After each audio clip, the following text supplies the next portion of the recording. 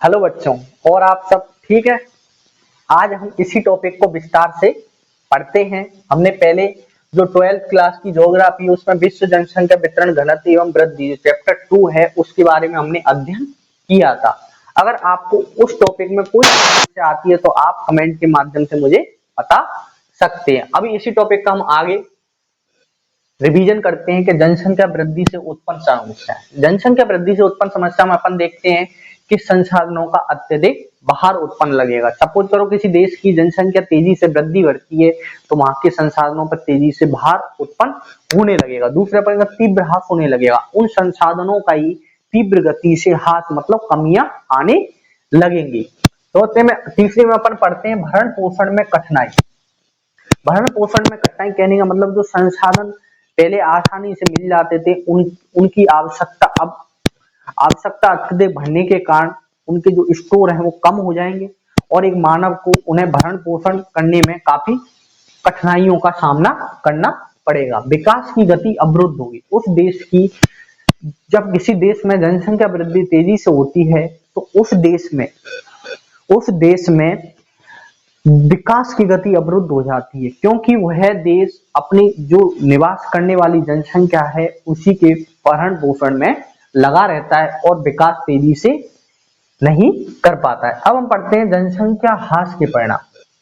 जनसंख्या ह्रास के परिणाम के माध्यम से अपन सब देखते हैं कि जनसंख्या का संसाधनों का उपयोग ना होना, कहने का मतलब जो है जो संसाधन है उनका बेहतर ढंग से उपयोग ना कर पाना, आधारभूत संरचना अस्थिर होकर जो आधारभूत मानव की आवश्यकता है वो अस्थिर हो जाएंगी और भविष्य की चिंता व निराशा, किसी देश में जो भविष्य की चिंता है उसको सोचकर निराशा उत्पन्न हो जाएगी। अब हम पढ़ते हैं जनसंख्या वृद्धि बढ़ने पर आर्थिक विकास। आर्थिक विकास पर पड़ने वाले प्रभाव। ये अपना पृथ्वी है, पृथ्वी में अपना एग्जाम्पल के रूप में ये अपनी भारत देश है। इस जगह पे अगर अपना भारत देश है, जब अपना भारत देश में तेजी से जनसंख्या का विस्तार होगा तो उसके आर्थिक विकास पर काफी प्रभाव पड़ेगा। अपन इसी में देखते हैं भोजन की समस्या उत्पन्न होने लगेगी। अगर किसी देश की जनसंख्या तेजी से बढ़ती है तो वहां पर सबसे बड़ी समस्या यह हो जाएगी कि जो वहां पर निवास करने वाले मानव हैं उनको भोजन की पर्याप्त उपलब्धता नहीं हो पाएगी। आवास की समस्या उत्पन्न होने लग जाएगी, क्योंकि जो वहां पर पहले जो मानव को आसानी से आवास मिल जाते थे वो आवासों से झुग्गी की तरफ अत्यधिक मात्रा में झुग्गी बढ़ने लगेंगी, क्योंकि सभी की जो आवास है उनकी पर्याप्त उपलब्धता नहीं हो पाएंगी। क्योंकि आवास बनाने के लिए पूंजी की भी आवश्यकता होती है। पूंजी तब तक नहीं मिलेगी जब तक रोजगार नहीं मिलेगा, क्योंकि बेरोजगारी की अत्यधिक वृद्धि होने लगेगी। तीसरे पढ़ते हैं निम्न जीवन स्तर। जो मानव का जो जीवन स्तर है वो काफी निम्न हो जाएगा। जनसंख्या का कृषि पर अधिक दबाव बढ़ेगा। कहने का मतलब ये है जब किसी देश की जनसंख्या तेजी से बढ़ेगी तो कृषि के जो खाद्यान्न है उनमें कमियां आने लगेंगी और बचत में कमी आएगी। कहने का मतलब ये है कि क्योंकि बचत में कमी यूं आने लगेगी कि जो संसाधन है उनके मूल्य में तेजी से वृद्धि होने लगेगी और जो हमारी बचत हुई राशि है उसमें भी अपनी तेजी से कमी आने लगेगी। स्वास्थ्य, कहने का मतलब यह है अत्यधिक जनसंख्या बढ़ने के बाद गंदगी प्रदूषण काफी होने लगेगा। इससे स्वास्थ्य जैसी अनगिनत समस्या उत्पन्न होने लगेंगी। अब हम पढ़ते हैं जननांकीय संक्रमण। काफी इंपॉर्टेंट है और ध्यान से पढ़ना कि मानव भविष्य की जनसंख्या का पूर्वानुमान लगा सकता है। जनसंख्या संक्रमण के माध्यम से मानव भविष्य की जनसंख्या का पूर्वानुमान लगाकर देश या